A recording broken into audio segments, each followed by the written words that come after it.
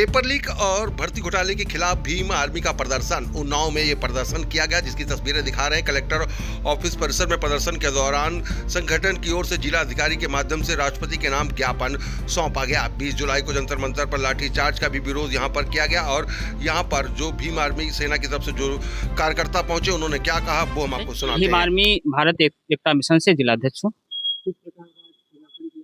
देखिए, आज जो 20 तारीख को जंतर मंतर पर जो हमारे युवा छात्र शांतिपूर्वक धरना दे रहे थे, उन पर बर्बरतापूर्वक लाठीचार्ज किया गया, जिसमें हमारे बहुत सारे छात्र गंभीर रूप से घायल हुए और कुछ तो ऐसे हैं, बहुत सारे छात्र हमारी की मौतें भी वहां पर हुई।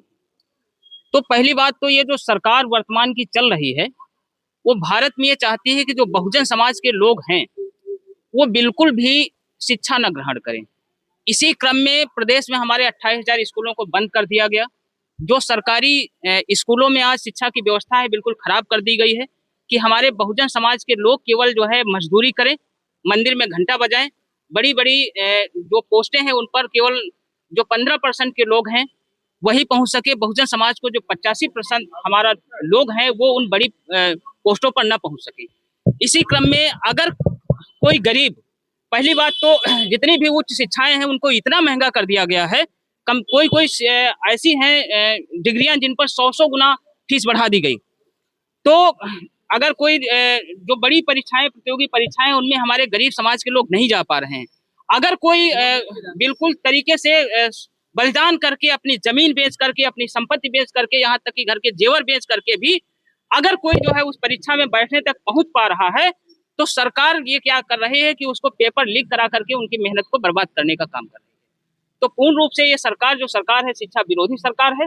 और अगर ये जो शिक्षा विरोधी सरकार है, चूंकि भारत में लोकतंत्र है, संविधान लागू है, तो ये जो लोकतंत्र विरोधी है सरकार है, हम आज मांग करते हैं कि लोकतंत्र विरोधी सरकार को माननीय राष्ट्रपति महोदया बर्खास्त करें और तुरंत जो है दूसरा चुनाव इस देश में कराए जाए।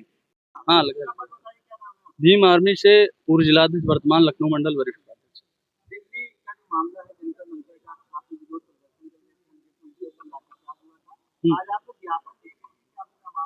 देखिए, मामला ये है, सरकार जो है तानाशाह हो चुकी है।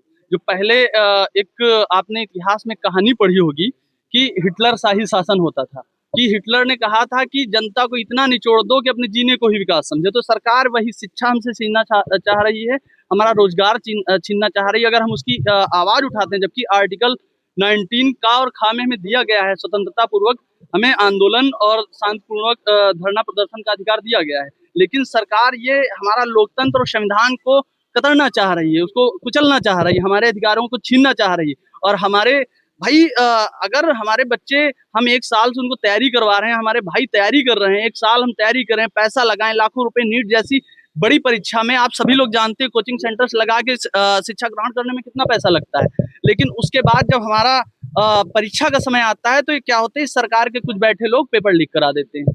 क्या हुआ, हमारे गरीब किसान मजदूर जो 1 साल से कमाई, अपनी मेहनत, खून पसीने की कमाई का पैसा जो लगाते हैं, सरकार उसको विफल कर देती है। और उसके बाद जब हमारे छात्र आंदोलन करते हैं, शांतिपूर्ण धरना करते हैं, अपने अधिकार को मानते हैं, तो सरकार उनके अधिकार को कुचलने का काम करती है, उनको पीटने का काम करती है। यहाँ तक कि उस आंदोलन में कुछ हमारी बहन और भाइयों ने जान भी गंवा दी।